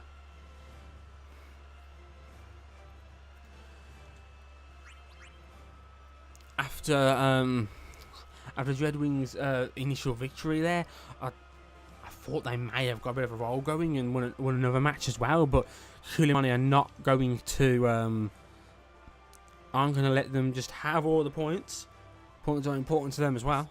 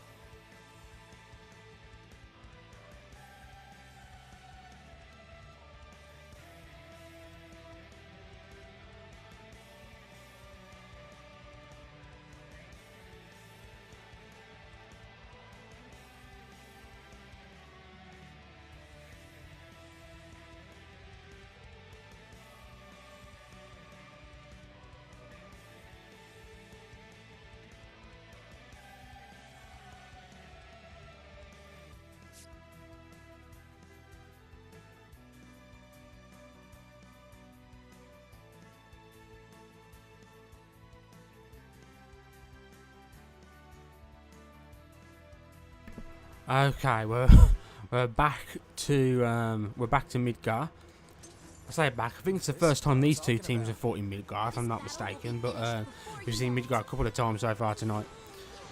About how many stages are in the game? About 15. You see the same ones in this nice and random selection. Okay, the match has now begun. Chrissy is circling around, trying to pick the right moment to launch an attack. We can see beams being fired from Ace, charged Hody a scared Enkaway, monolith beams coming out to catch the unawares. Going to need to apply some pressure to this Ace, I do believe, or else you're going to have monolith beams coming at you behind. Saying that guard is going to break soon. Barto was perhaps out of dash gauge then, normally that was why he wasn't able to dash to pursue. Oy, okay, he managed to avoid the cross slash into a Dragoon. Into a Blue Mage. He's now moving. Okay, he took the chance to deal some HP damage. Now he's moving off to assist his allies. Let's see how things are going from Teacup's perspective. Okay, she wants his Cloud Touch. Oh, gold. No. Perhaps ill-timed weapons master there, but she managed to get away from that. I thought that was going to hit. She could do with getting away or someone coming over to assist. Okay, she managed to get sent far packing by Eng. A good chance for her to escape. Okay, let's see how things are going from our friend Met's point of view. Poison to go, which did hit Chrissy. Her Brave's now going to be drained. Barto's coming in. Dragoon now is moving off to other things. And there goes the Ace. Dreadwings can summon. And it looks as if they may be attempting to summon. They managed to get someone off. I couldn't tell whether Chrissy was taking damage there or whether she managed to guard in time. We'll see soon enough. As Shiva appears on the field. She managed to take damage. He got the summon off. And down goes Enk. I better swap perspectives quickly. The match may not last much longer. Monolith beams coming out. Sonic hit Teacup, did not kill her. Barto's back on Ace, trying to draw Ace's attention. Teacup is dangerously low on HP. Chrissy also is not full of HP either, to be fair. Barto is currently unscathed. Met just took some damage. Let's see how things are from Enk's point of view. He's got enough Brave to kill. Oh, he's being held there by Firion to guarantee a Diamond Dust hit to take away all that Brave, which was so dangerous to Firion a second ago. Saying that Brave, turns out base Brave is enough to kill. Let's go back from Chris's perspective. Monolith Beam and more Monolith Beams being fired out here. They follow you for a small period of time and they linger perhaps longer than you dare to think. So you can often end up getting caught in them when you're convinced they're gone. Oh, Meltdown when it's charged, it curves so much. Although Terra, I believe that Terra's rework will come to NT in August, so Terra will be quite different then. And she's got to knock this on her tail. Fortunately, Barto was able to deal what looks to be 4,000 points worth of brave damage, HP damage, to take out the ace and finish the match. I'm so glad we won. If we hadn't, This is going to be one of those back and forths, isn't it? You can just tell.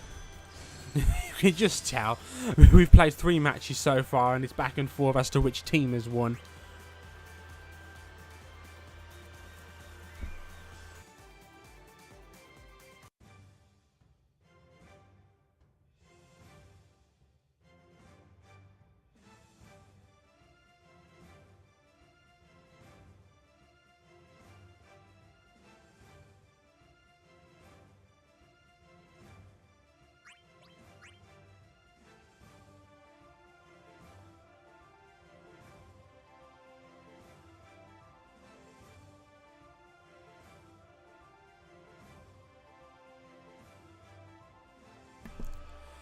Okay.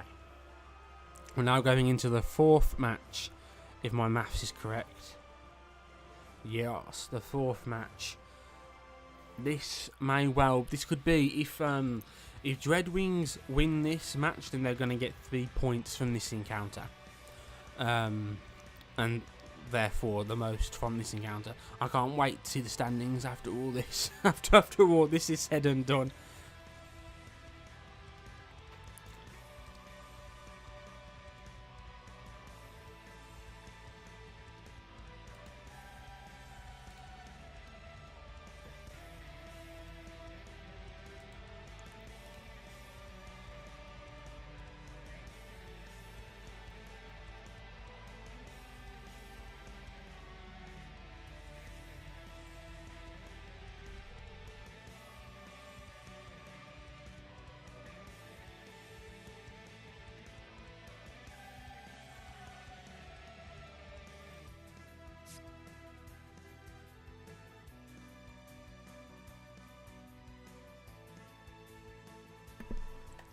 Dissidia NT's nice and random into Midgard once again. Although, this does not necessarily spell the end for either team. Apollo Sigma in the chat. What's up? Howdy, how's it hanging? Okay. Very important match this now for both teams. Kikulimon needs to get another point from this if they want to try and get that well contested 3rd spot. And if Dreadwings win this and guarantee themselves at least 3 points, that's all the better for them. Okay, so a bit of a back and forth as normal in the opening stages of any match. Monolith Beam and another Monolith Beam, but the second one was stopped by Dragoon. Dragoon is just so ridiculous. It's so ridiculous. Oh, a nice cross slash stopped by Ranger there. Just missed with Blue Mage. Dragoon again. Dragoon, that good old safety net of Dragoon to get yourself out of a tricky situation. Teacup is in a tricky situation. Oh, she's been hit with poison, so her brave is constantly dropping. Her and Ace were fighting over that. Caught on that. It's a shame there was no brave because of the conduit, but that shows you the range on Weapons Master when Teacup is at full HP. Furion's at full HP. The lower Furion's HP, unless I'm mistaken this correctly, I may be tripping. I believe when its HP is lowered, it's got less range. Its range becomes a bit stupid, I think, when it's low. But when it's at high HP, the range on it is ridiculously big. Okay, so we've got an Ace over here causing problems for Teacup. She could probably do with some assistance. Barto's on the way. There you go. All she could really do was guard there to stop giving the Ace so much brave. But in doing so, Enk was able to get behind her and deal some HP damage. Nice setup there. Teacup was holding Enk, which allowed Barto to deal some HP damage. Oh, a plunge was fired off and did manage to land. Poison has hit Teacup. She's poisoned once again. She's been under pretty much she seems to have her brave constantly being drained with the poison being fired out. You know, Chrissy's having to defend herself against Nox now. While Ace is defending himself against Barto, Barto seems to be occupying Ace's attention, so he can't be sending monolith beams out at his allies. Teacup, as Fion, is particularly vulnerable to an HP attack on monolith beam as she's standing still as she attacks. Just like then, we noticed that monolith beam was fired out and Chrissy attempted to punish with a meteor, but it just missed Ace. Let's go back round to Chrissy and see what's going on. Okay, she's waiting. Yeah, waiting for a moment to use meteor there, surveying the battlefield. Oh, Nock is now trying to occupy her attention. She managed to knock him away. Are they going for the summon? They're trying to summon. Will they going? Yeah, they managed to get that summon off. This may well make all the difference here.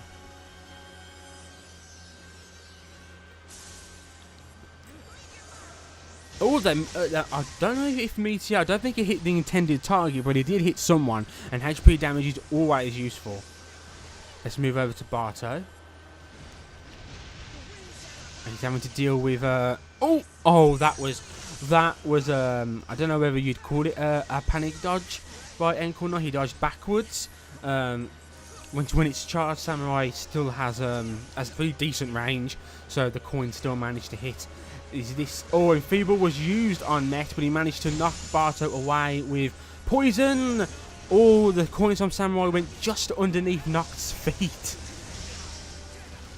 That was well defended there. Oh, we have someone with Killing Brave here. She has got a charge, so she's able to use a meteor. If one of her opponents could be held, then she could launch a game-winning meteor here. There we go.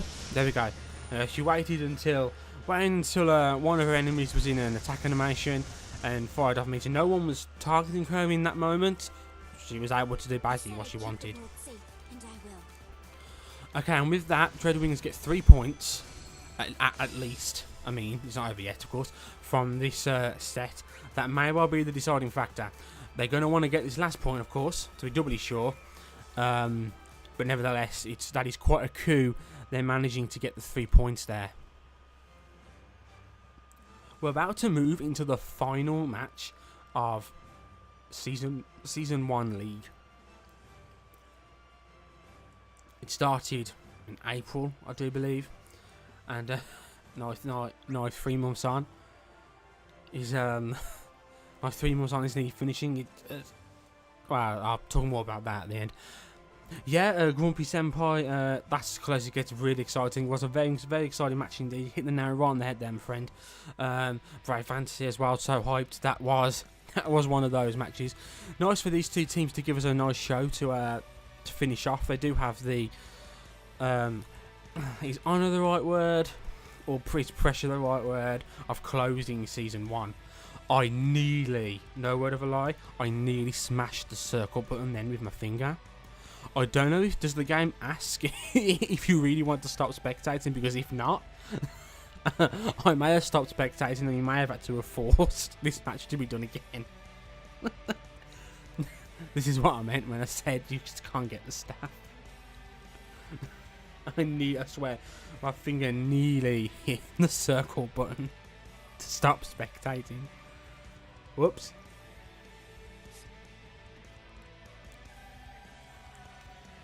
We're back to Porta Decumana. I can't remember if these teams fought on this map or not. I can't even remember. Either way, this is a relatively obstacle-less stage to end this on. There's not going to be stuff to hide behind or whatnot. There's walls, of course, for wall rushes, but oh, here comes a meteorite, and it was cancelled out by Meteor. Whether that was done, whether Chrissy did that to try and punish him, or so that he would cancel Meteor Rain, either way, I suppose it's worked out there. Okay. We've got Teacup and Chrissy working on Met here. Tossing in between the two of them, so he's unable to do anything, but he did manage to escape without the pincer movement there. Let's see what Barto's up to. Oh, yeah. He didn't seem to have noticed the Noctis coming up behind him. That's all he believed he could get the HP attack off first, regardless. Oh, he's been brought back to the Ace again, so he's going to deal some damage to Ace. Here comes Meteor Rain. Oh, Monolith Beam. He managed to avoid the Monolith Beam. I thought he was going to get hit by that then, but that wasn't to be. Oh, Teacup has just taken some damage here. He's on 69. 69 HP. She's got Lord of Arms now. Was that, I believe that was Met. Was that Shooting Star by any chance?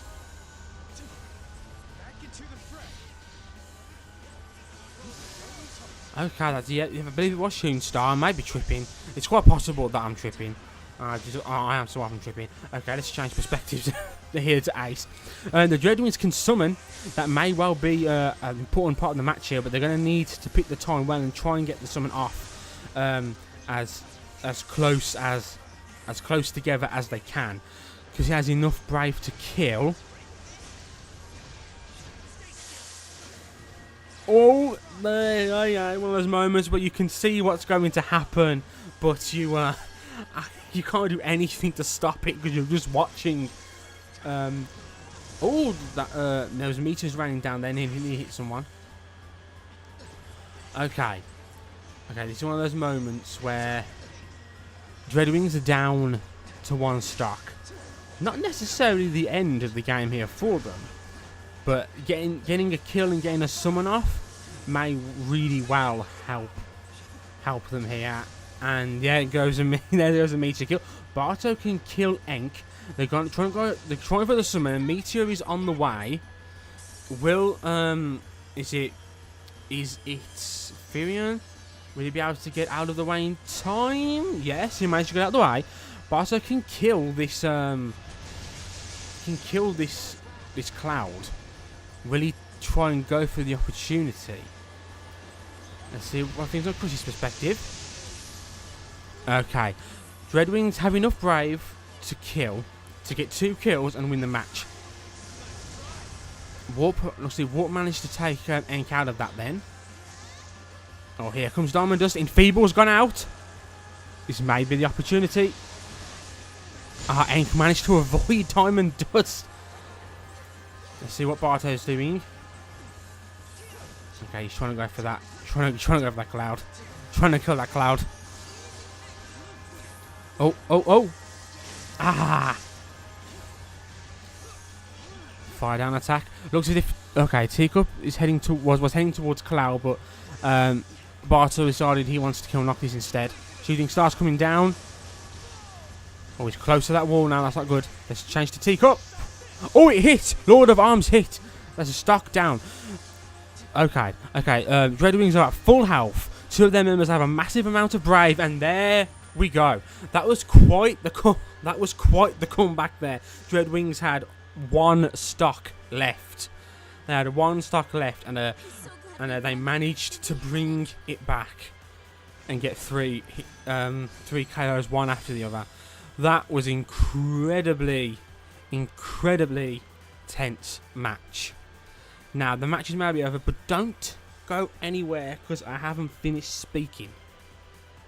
You know you want to hear this voice a bit longer, so wait a few moments, people.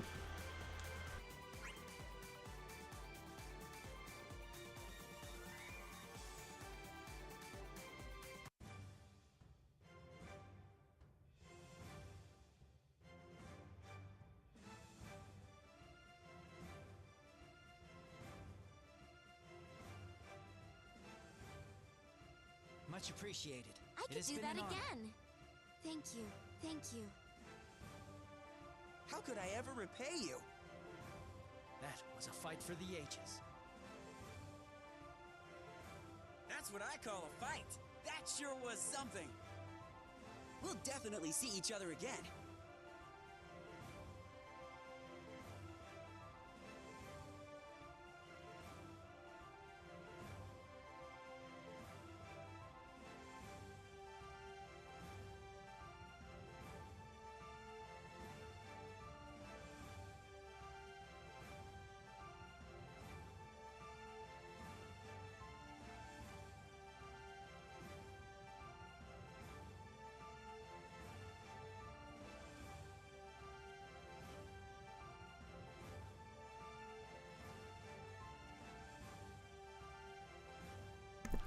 I've just popped the standings in the chat to give people a chance to look at it for themselves.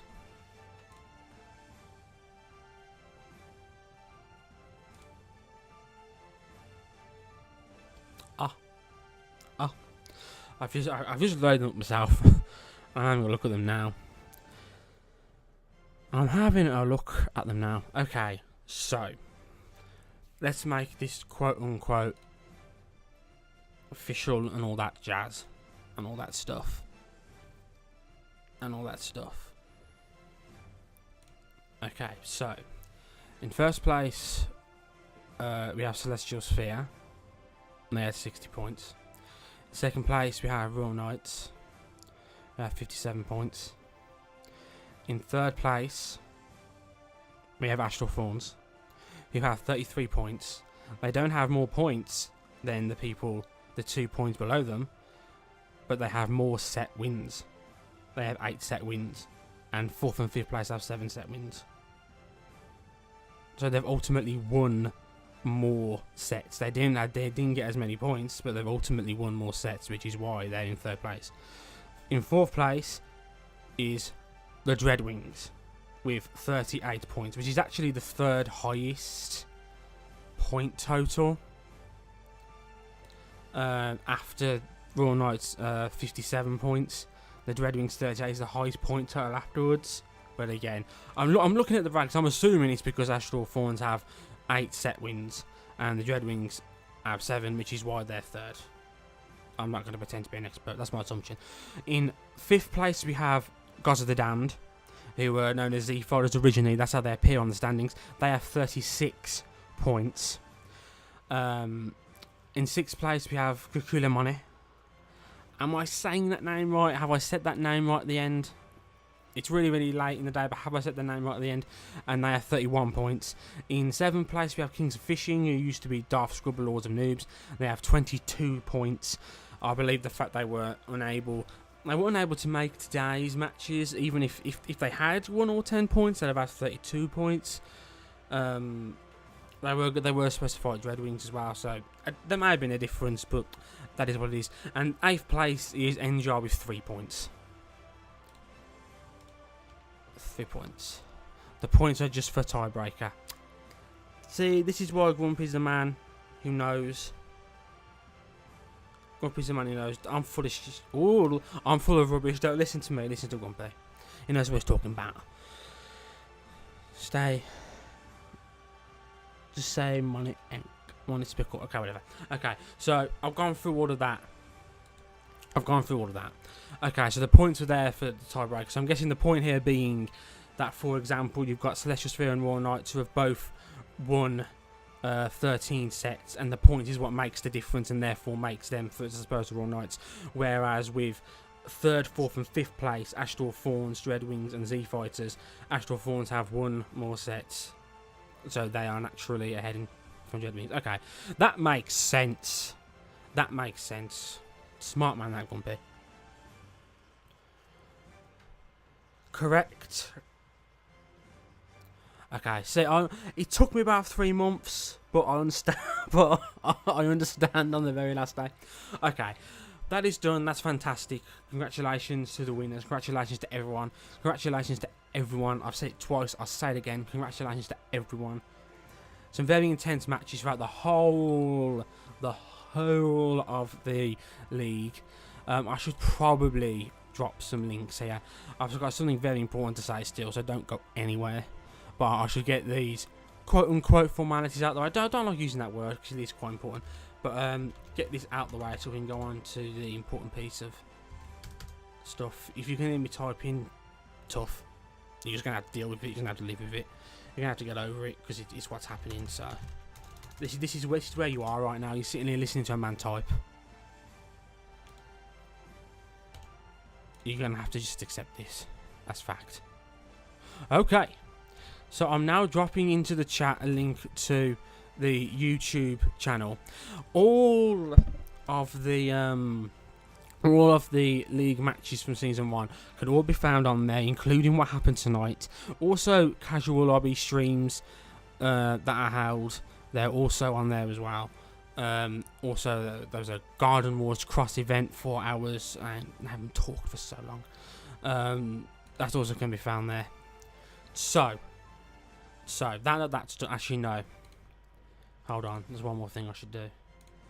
One more thing I should do. I should do this. I should have already got this ready, but I didn't, so tough cheese. Tough cheese.